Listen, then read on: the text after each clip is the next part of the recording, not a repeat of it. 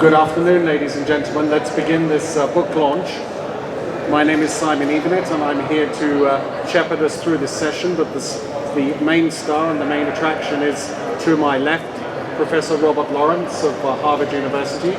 He is also a non-resident senior fellow of the Peterson Institute and has, in addition to a distinguished academic career, served in the US government on President Clinton's Council of Economic Advisors. Robert is here to take us through a new book that he is publishing called Behind the Curve, which is about the role of manufacturing in national economies. He will, I think, advance an explanation as to why manufacturing waxes and wanes within national economies in terms of its size and employment. And I look forward to hearing about that. There's a couple of housekeeping points I've been told. The book is available in the WTO bookshop at a discount. I understand that if you buy it very soon, you may even get a signed copy by the author, and you can also peruse the book in the WTO library. So with that said, let me turn over to the author, my distinguished colleague, Robert Lawrence, please. Well, thank you very much, Simon. It's a pleasure, actually, for me to see this book. I have never seen it before. I know the inside looks like, until the WTO basically insisted that the books be available at this meeting. So I thank them very much for the pressure that they applied to produce my book in a timely manner. Now, the book basically, if we listen to people's discussions, depends on where you live, but you'll hear different interpretations as to what's been happening to their manufacturing sector. And for instance, in the United States, there's a debate, are we losing manufacturing jobs because of international trade and the unfair practices of the Chinese, or are we losing jobs because of the robots, in a sense, automation? That's sort of how the debate is focused. But as you move around the world, and as you read the literature, you'll see individual countries often come up with their own explanations. I've written in the first part of this book an argument which claims that actually, yes, individual countries have their issues, but there is something very pervasive about the nature of structural change as countries develop. And this structural change causes the share of manufacturing to follow an inverted U. Initially, as countries begin to develop, the share of manufacturing rises, but it then peaks. And thereafter, it declines. Remarkably, that decline is experienced by both countries who have trade surpluses and countries who have trade deficits. Indeed, I have statistical evidence in the book that actually shows that from 1995 until 2011 in the book, but I've updated it to 2018, so for basically a very long period of time, if you take the countries who've run manufactured trade surpluses in value added in manufacturing as a share of their GDP, and you rank them, and you take ones who've run deficits as a share of their GDP and you rank them, and you then ask what's happened to the manufacturing employment share in those two groups, you'll get results that are virtually identical. So the large surplus countries, if you look at Asian countries, typically look at Korea, look at Taiwan, look at Singapore, you'll see they've all experienced, Hong Kong in spades, they've all experienced major declines in the share of manufacturing. So, looking at all of this data, I believe that there is something that countries all share in common that needs to be understood. It's not that your individual issues aren't important, but there's something generic. If I ask any of you, what happens to the share of farmers as a country develops? You'll tell me immediately it declines. And there are obvious reasons. As productivity rises in agriculture, on the supply side, agriculture prices will fall. And on the demand side, there's a limit to the amount of food people can consume. So inevitably, everybody knows the share of farmers will decline. If I ask you what happens to services, you'll equally, certainly predict that it rises with economic development. You know, poor people, they need clothing, they need a bicycle, they need the basics of life, and most of them manufacture food. Most of these are goods. Rich people, they have tax advisors, they have psychiatrists, they have personal trainers, services. So with economic development, you know that the share of services is going to rise. But what happens to the share of manufacturing as economies develop? People have less clear ideas in their mind. What this book establishes and hopes to establish is that there is this hump. And this hump is as much a feature of structural change as what's happening to farming on the one side and as what's happening to services on the other. And all major industrial economies and many emerging markets are past the peak. They have experienced and they're going to experience a declining share of manufacturing employment. The second big theme in the book is that this has major social implications, particularly in advanced countries, but also in developing countries. Manufacturing has played a very important historical role in inclusive growth. And in particular, what manufacturing has allowed is for people who don't have a college degree to get a job, to acquire skills, and to earn decent wages that allow them to live a middle-class life. And so if we look back at the share of manufacturing when the United States peaked, it was on the order of 25%. If you look at the share of employment in the UK, it was above 30%.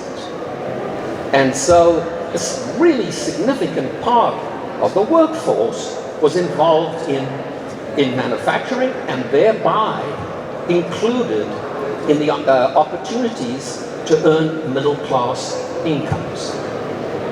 However, over time, what's happened is this continuous decline.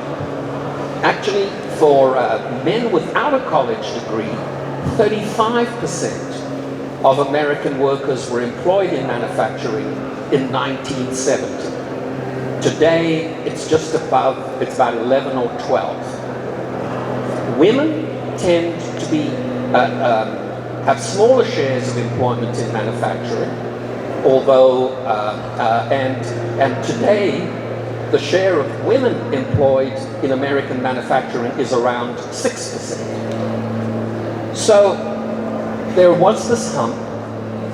I could show you, had I been able to present slides, and I hope when you look through the book, you'll see I've been able to fit curves of this type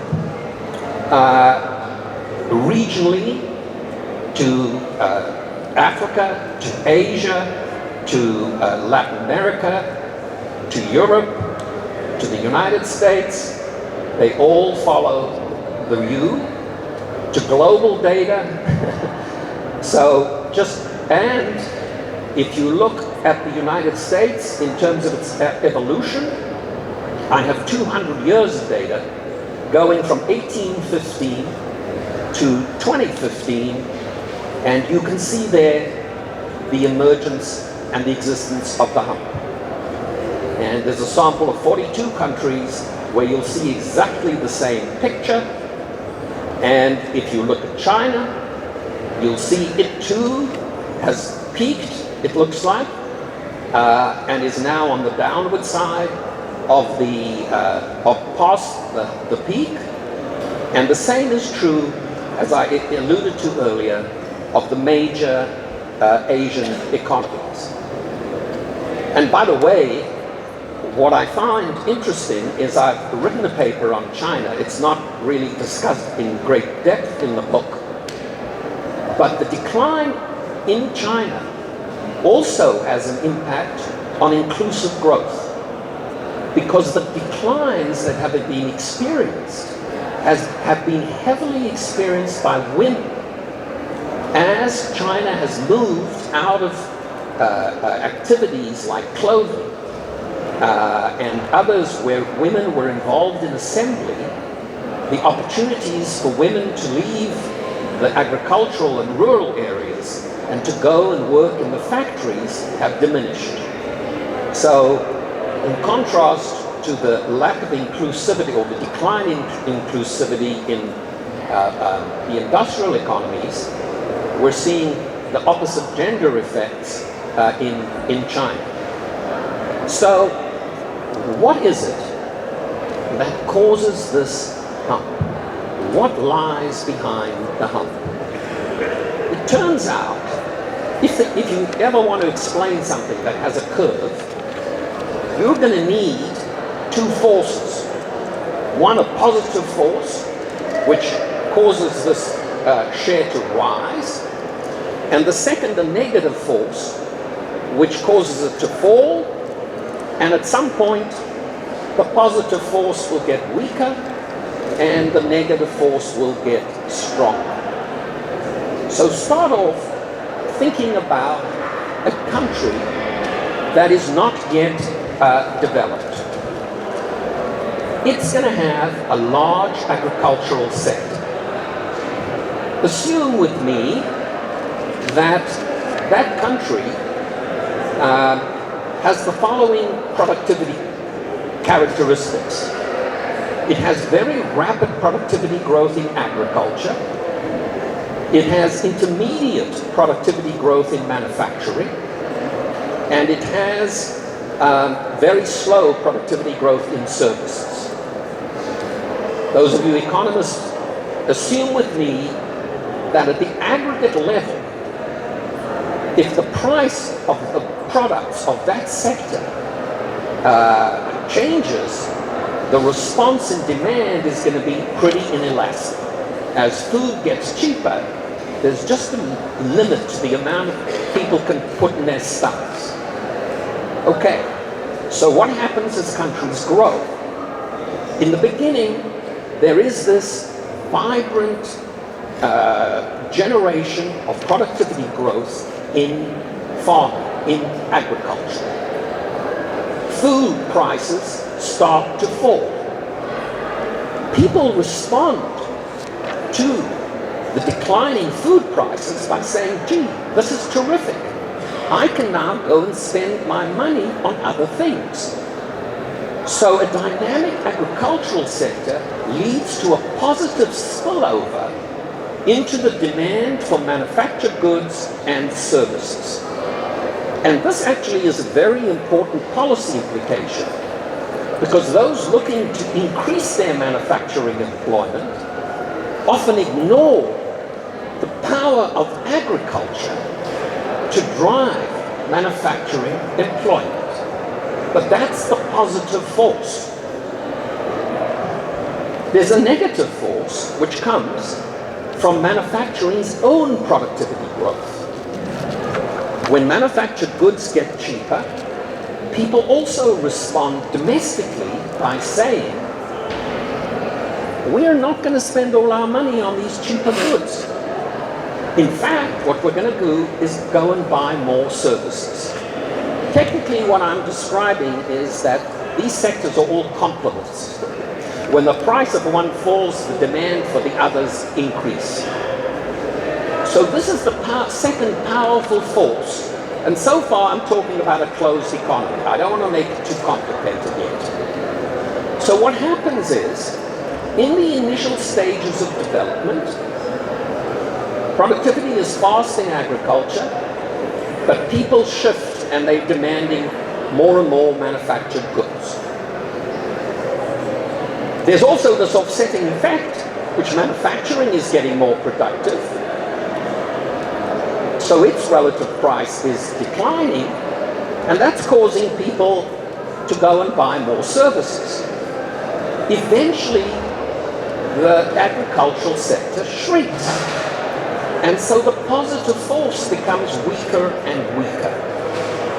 And then what remains is this negative force, which comes from faster productivity growth in manufacturing. And that's the characteristic of developed countries who have very small agricultural sectors.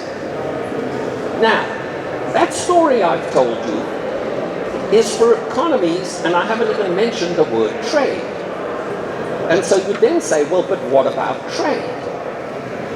Well, if a developing country or a poor country actually doesn't have a slower growth in its productivity in manufacturing, but rather a more rapid growth, any increases in manufacturing productivity can then produce products that can be sold on the world market. And so we get many countries who've had export-led growth being driven by their manufactured exports.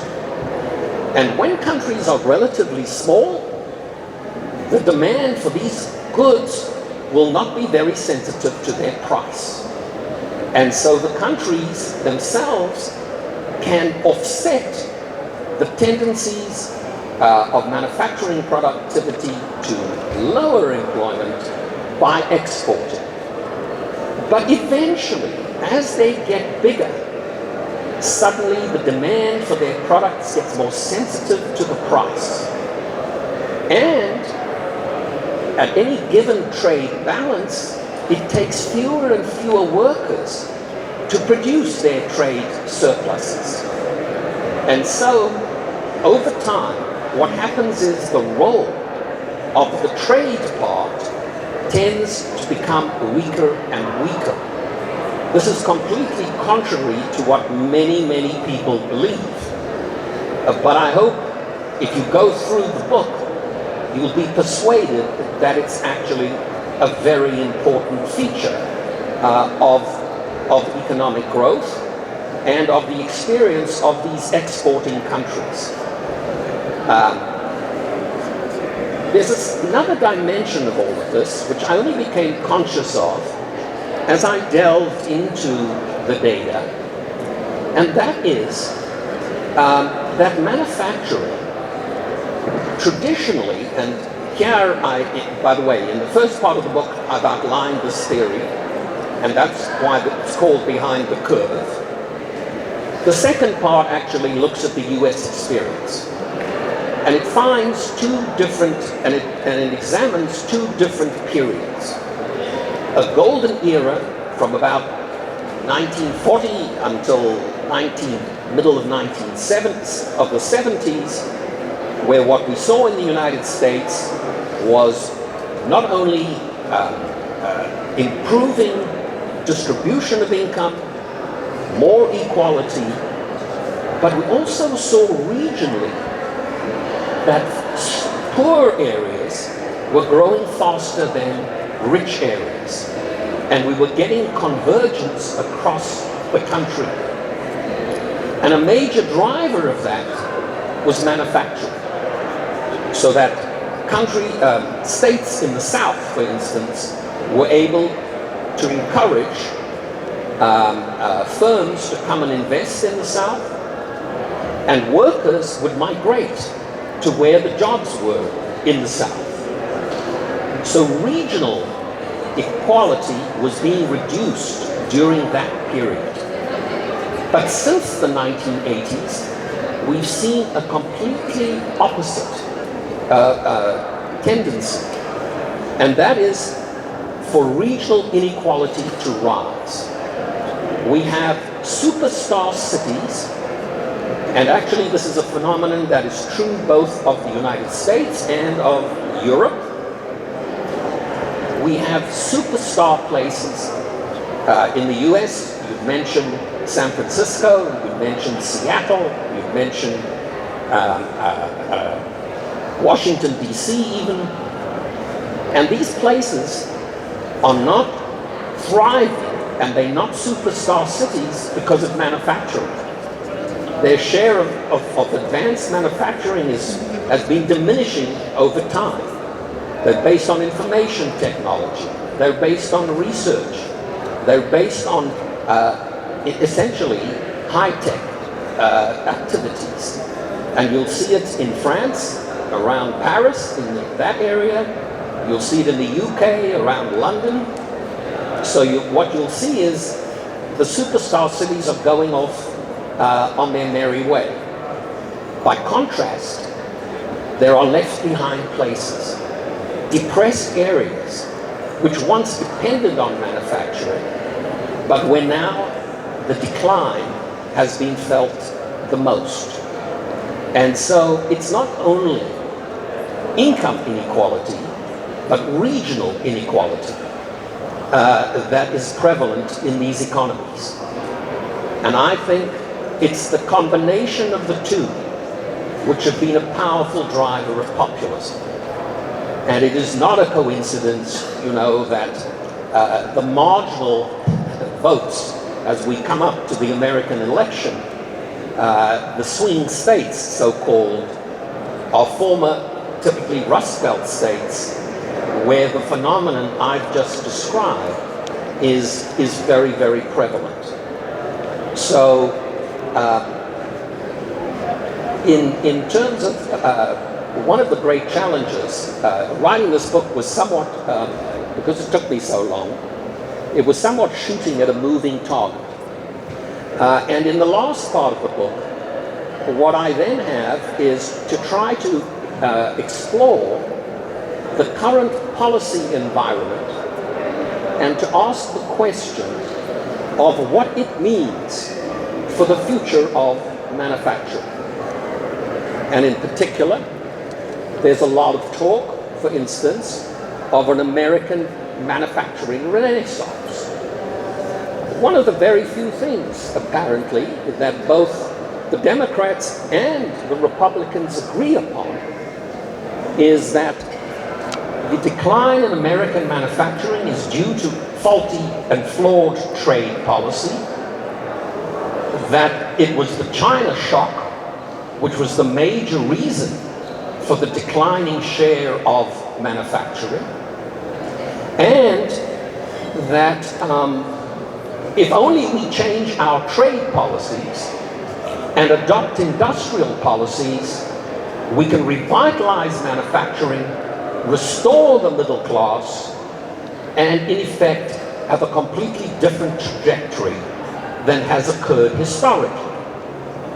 Now that perspective is of course a major challenge to the story that I have just told you. So it's interesting to look at what's been going on in the United States as an example, but we could look at elsewhere, we could look at other countries as well, and I do. Well, the employment in US manufacturing today, in manufacturing, is about 1% higher than it was at the end of COVID. There's been virtually no increase at all. In the debate the other night, Kamala Harris spoke about the 800,000 jobs that Joe Biden had created. She didn't mention they were just in the first 2 years of his administration, and she didn't mention that they were a rebound from the jobs that were lost during COVID. Since about 2022, the trajectory is virtually flat. So the share of manufacturing employment in the United States has continued to decline, slower than at some historical rate, ironically, because productivity growth in manufacturing has slowed down. Remember, I told you the major force was the rapid growth in productivity. If you look at the forecasts in the United States for the next decade, produced by the Bureau of Labor Statistics, who do their work carefully, forecasts that were introduced after the Biden programs were announced, they continue to project a decline in absolute number of employment in manufacturing. So the jury is out, I could be wrong. But the main point is, manufacturing share in the US today is just over 8%. So if I'm wrong by 20%, the share will still be well below 10%. And the net effect of all of these programs is likely to be the equivalent, or likely to affect 1% of workers in the United States. That is not going to deal adequately with the problems that workers without college educations, whose earnings have remained flat for 5 decades, it's not going to solve their problems. And the left behind places that I spoke about are not going to be adequately dealt with through this approach. Now, manufacturing is important. We need it. We need it if we're going to decarbonize, to help us with the kind of equipment we need, with the electric vehicles that we need. We need it when it comes to the digitalization of our economy. Manufacturing produces all the hardware, all the chips, all the satellites. We need it, therefore, for many uses. So I don't want to say that manufacturing is unimportant, and the policies which are designed to stimulate production in these areas may well succeed in those objectives. But they are not going to succeed as a mechanism to create large amounts of opportunity for those who've been left behind in the economy. And therefore, what we need and countries need is a far greater emphasis on adjustment policies, on retraining policies, on policies that create ladder jobs for people who do not have college education, on training. These are the kinds of measures, and they should not be narrowly focused on manufacturing. They need to have broad scope if they genuinely going to be responsive to the problems in the economy. How long do I have? 25 minutes. Okay. So, there is a phenomenon that the book also investigates that is particular to developing countries. And this phenomenon, my colleague Danny Roderick has called premature deindustrialization.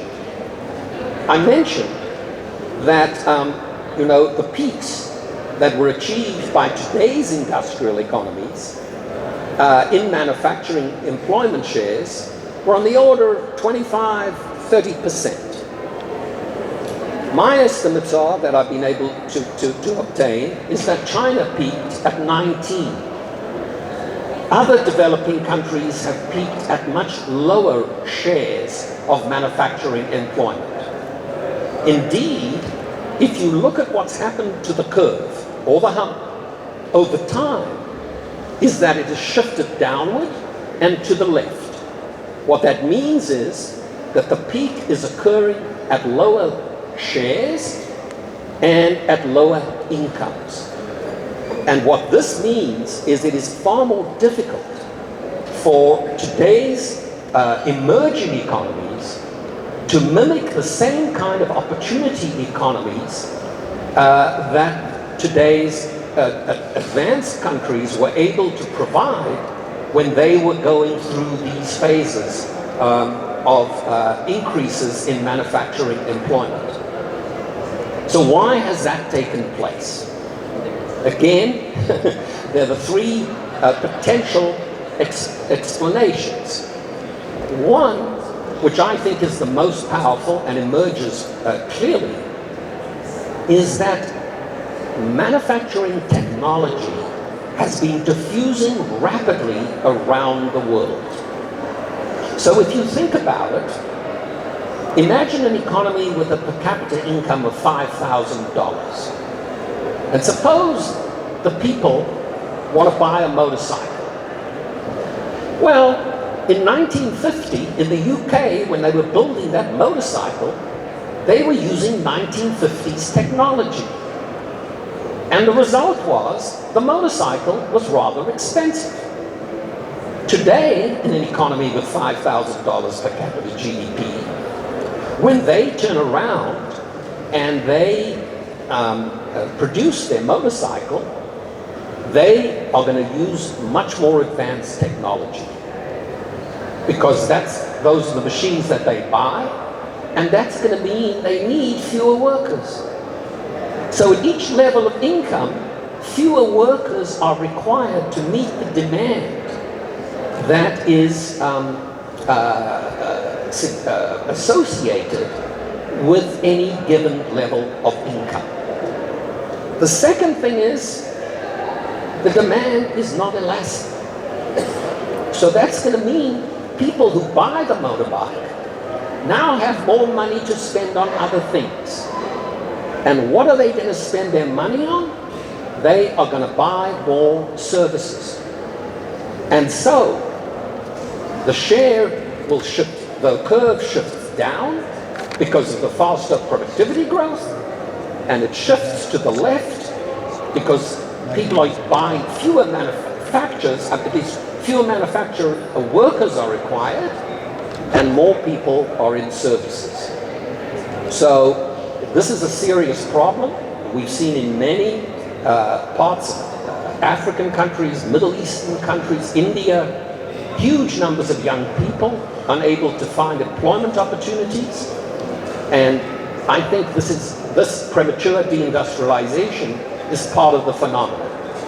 Now, this does not mean that, and again, the central message here is there need to be policy responses, and if it isn't going to be manufacturing, it needs to be in services.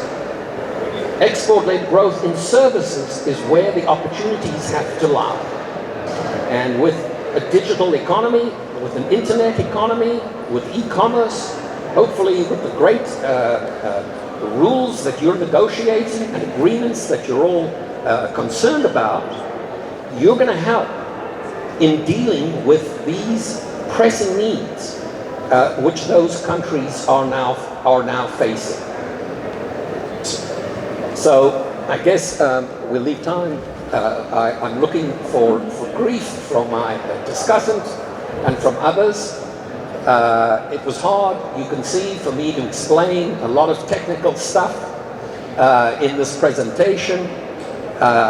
Those of you who are interested, please read the book. Even for the book, there's too much technical stuff, so there are appendices on the website of the Peterson Institute if you don't believe what I've been talking about. But I hope what I've given you is an appreciation. And if I leave you with just a few ideas, it's number one, don't forget the hump. And as you look at any country, if they have a policy which they claim is going to enhance their size of their manufacturing sector or increase manufacturing employment, simply ask, have they taken into account of what the hump is going to be doing at the same time? And I guess the final point is the work really needs to be done outside of manufacturing, and thinking about broad adjustment policies, rather than narrowly focusing on industrial policies or particular sectors, if we're going to deal adequately with the problems of less skilled workers and left behind places. So thank you, Robert. I would have two questions, and I'll take one in turn, each in turn. The first is implicit in your story, and maybe even explicit in what you said about the US Renaissance and its manufacturing, is some skepticism about subsidy-driven industrial policy leading to a reindustrialization of maybe the West. I'd like us to talk about a different line of argument. We hear in this House that we have a number of developing countries who believe that their manufacturing industries would be best served if there were many more local content rules, many more provisions to enhance localization of just about anything.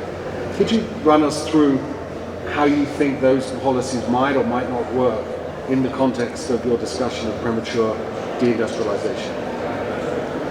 Well, I'm loath to give you a blanket answer.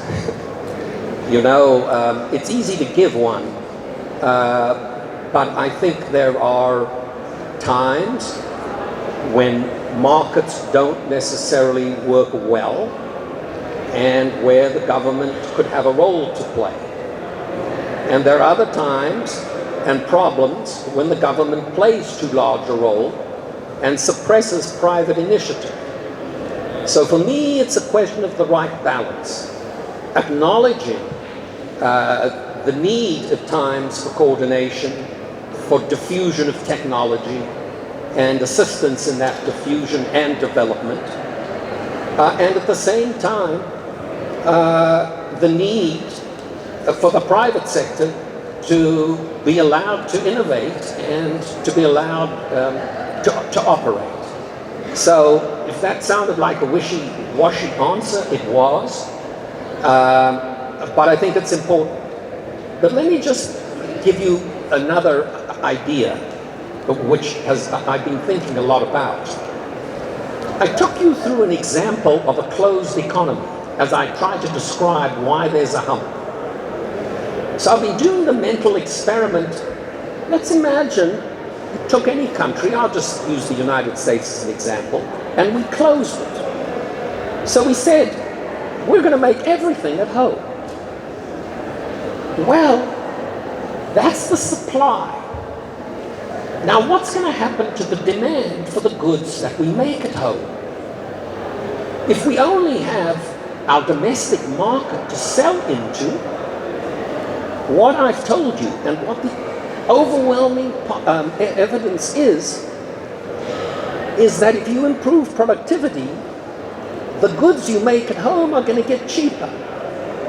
And when the goods you make at home get cheaper, people are going to buy those goods, but they're not going to create as many jobs. So over time, what's going to happen is your share of manufacturing employment is going to fall. So closing the economy may give you a temporary boost using local content or something else, and tell me what your encore is. What then is going to happen? You'll be back on the curve. You'll be back on the decline. I've told the story to you all, very emphasizing sort of the price responses, but on the other side, in my model, and on the other side, there's also demand. And as people get richer in your economy, you're going to find that their demand for services grows more than their demand for goods. So even your closed economy is not only going to be affected by what happens to the price, it's going to be affected by the patterns of your own demand. And that's the part of the picture that's often forgotten. The role of demand in creating manufacturing employment. We've had that famous study of the China shock in the United States. It claims 1 million jobs were lost due to competition with China over the period 2000 to 2010. How many jobs were lost in manufacturing during this period? 5.8 million. So ignoring the positive effects due to American exports, at most, trade is responsible for 16% of the loss of the jobs. So what was responsible for the rest? What I do in the book is to show that the major reasons for those losses in manufacturing jobs came on the demand side. America had two significant recessions. We had the dot-com bubble bursting, and later we had the financial crisis. And demand for goods is very sensitive to the business cycle.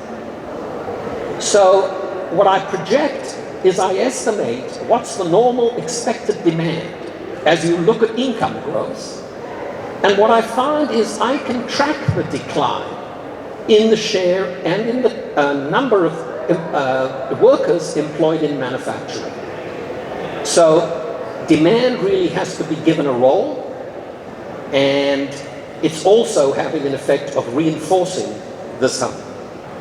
So my second question is to try and get you to think about maybe there's some positive implications of your findings, because if farming is not going to be a major source of employment, manufacturing isn't, service sector has to be.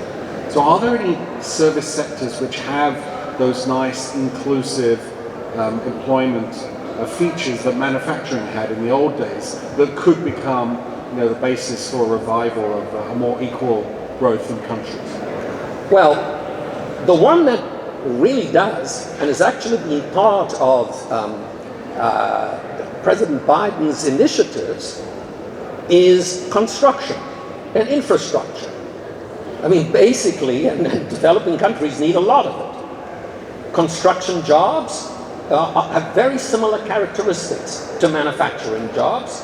The kind of people they employ, the fact that they require skills, but not necessarily formal education. So that's a very important sector. But I would go far beyond that. There's a huge variation, for instance, if you look across the provision of healthcare. Yes, we want super surgeons, but we need caregivers. We're seeing demographic changes where more and more people are going to need to be looked after. We're seeing so healthcare is a very diverse employer across a multiplicity of skill levels. Education is a huge employer. Again,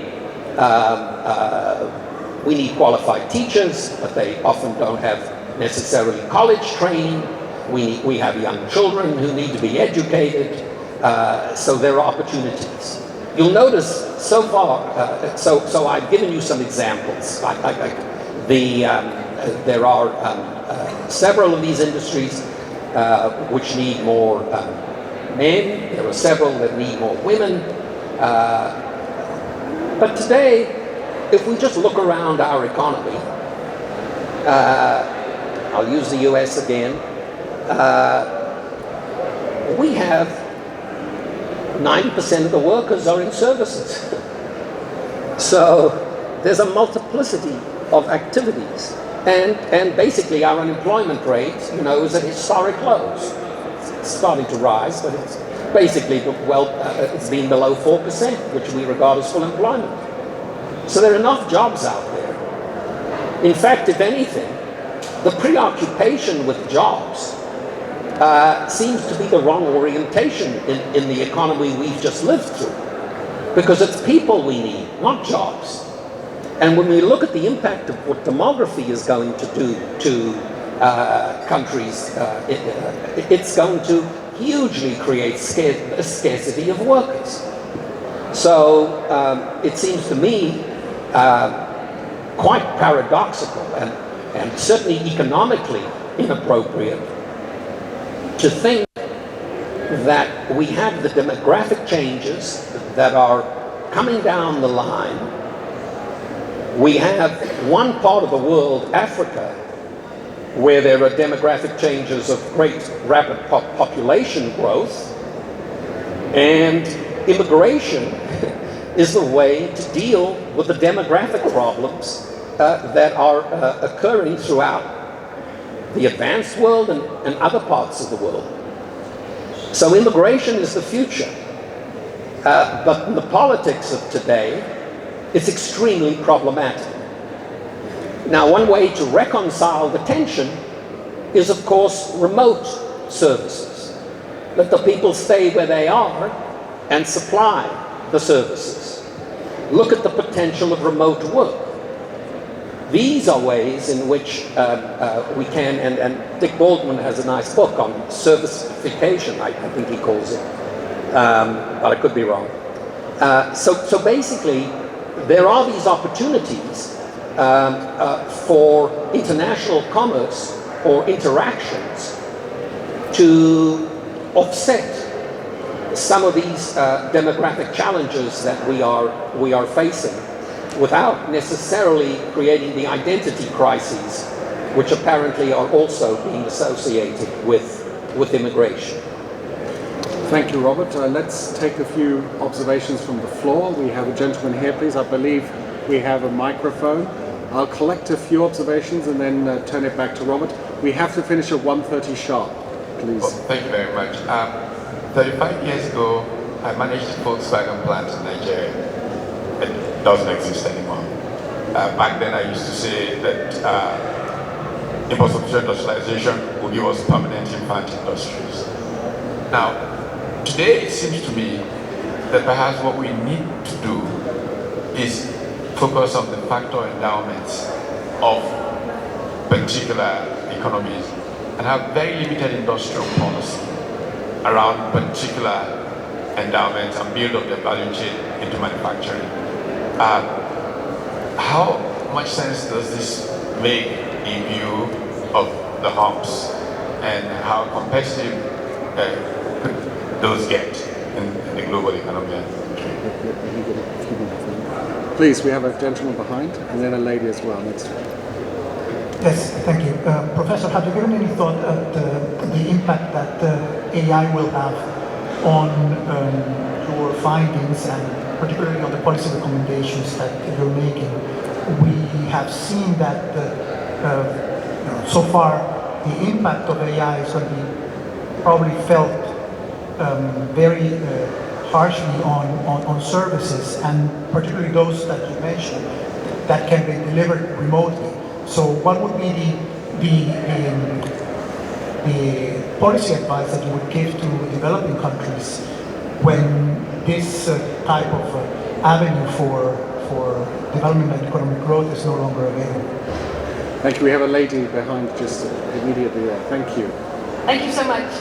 So the question, as you said, in OECD countries, services are the major employer already. They're often low-paid, precarious, low-productivity work. You've mentioned trade adjustment policy, but what's the way forward in terms of addressing the inequality gap within the services sector?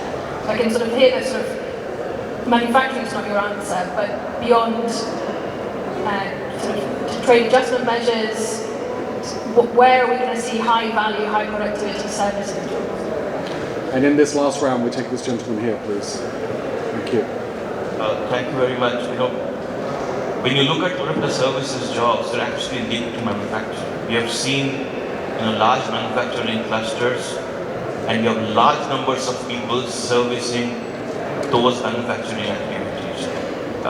So I take the points that you have made, but does not that kind of raises the question that to what extent these jobs linked to manufacturing can actually be digitalized and done remotely?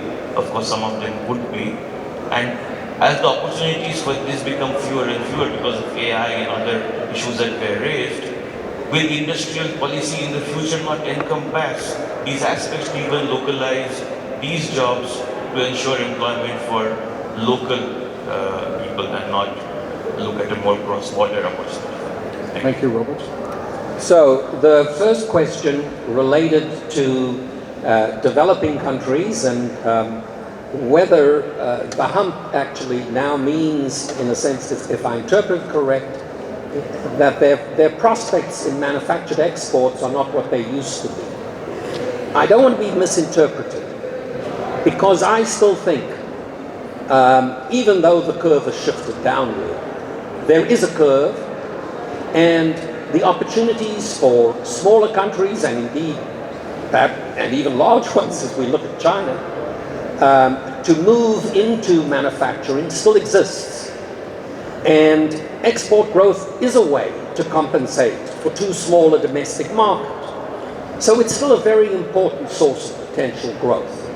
It's just less important than it used to be. And so that means we need a change in emphasis, as opposed to ruling it out completely. AI.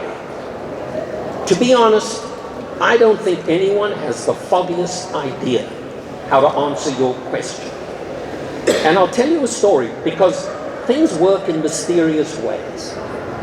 And there's a marvelous paper that's written by Caroline Freund and some of her colleagues at the World Bank.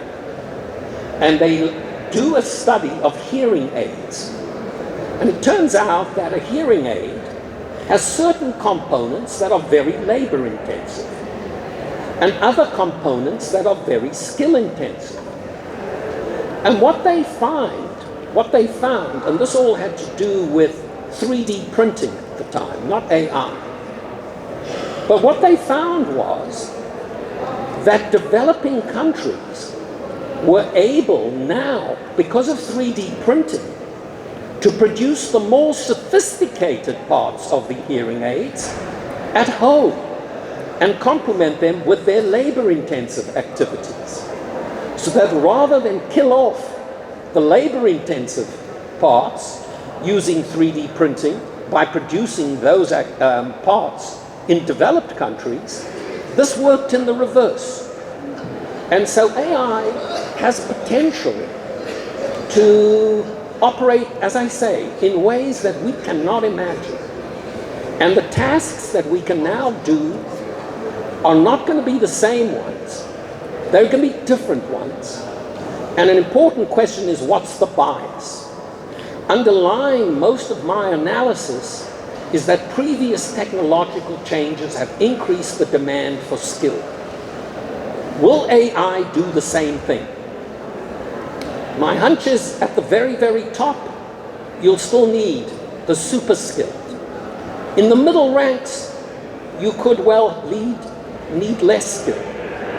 Is that good or bad for developing countries? Actually, it could be very good. They could now replicate or do things, carry out activities that once they couldn't do. So I don't know what the answer is. I'm telling you, no one knows what the answer is. There are very inventive, innovative people out there thinking about where, profits can be made.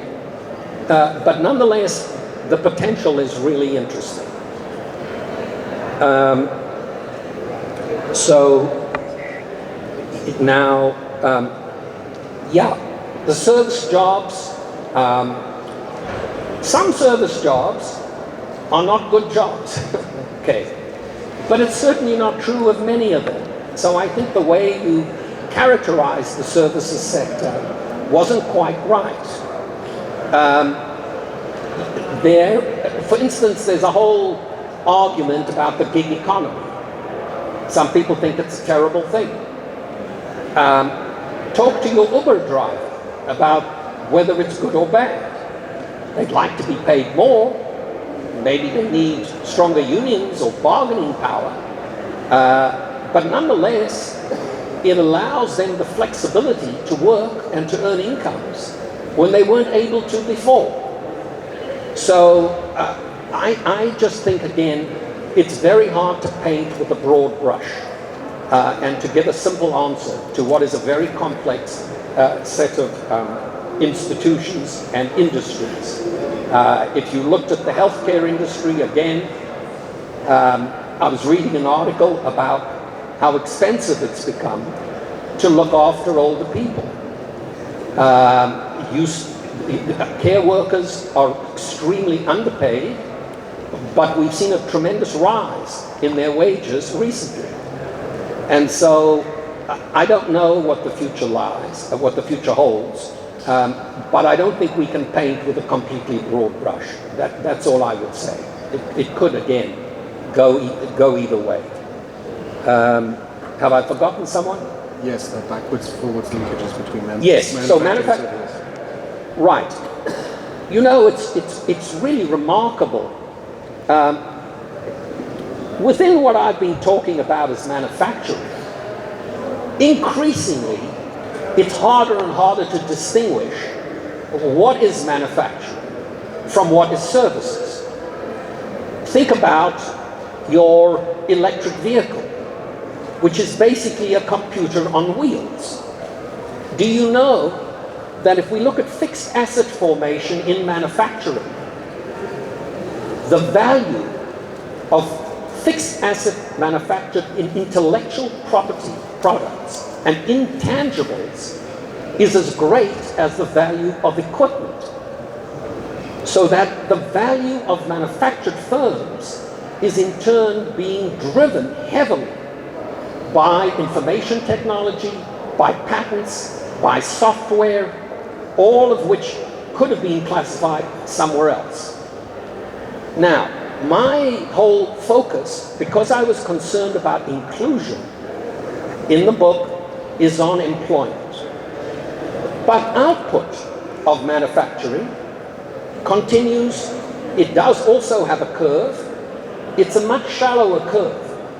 We're not depriving ourselves of the quantity of stuff. And that in turn means that the jobs that depend on making the quantity of stuff are still going to be there. And so that's how I would answer. There will be those linkage activities. And, you know, the design of automobiles, is that part of manufacturing or not? It just depends whether, you know, General Motors wants to do it in-house or wants to hire some designers to do it outside.